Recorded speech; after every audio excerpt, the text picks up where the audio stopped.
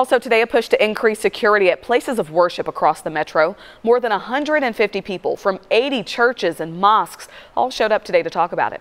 This comes a year after someone was shot inside a church in Kansas City and a few months after a drive-by shooting outside a KCK church. 41 Action News reporter Jordan Betts shows us what they learned and how they plan to keep those congregations safe.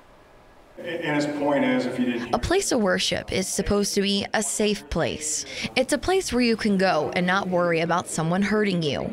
Churches have been deemed as soft targets because there's a lot of it's a place every week where hundreds or if not thousands of people gather in one setting. Last summer, Pastor Derek Field had a shooting at his church where a man came through the back door and fired shots at a greeter.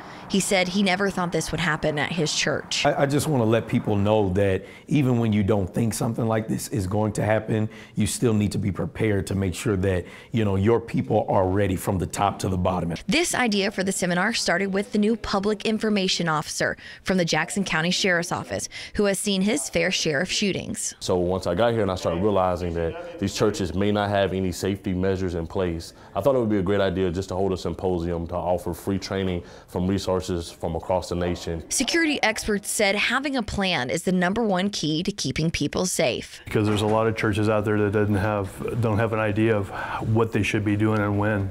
Hope is not a plan. Brown said church officials will now know what to do if something happens. And with that being said, I feel like we have, as law enforcement, a responsibility to help prepare and train those who may not have the experience nor may not have the funds to attend a training session of this magnitude. In Kansas City, Jordan Betts, 41 Action News.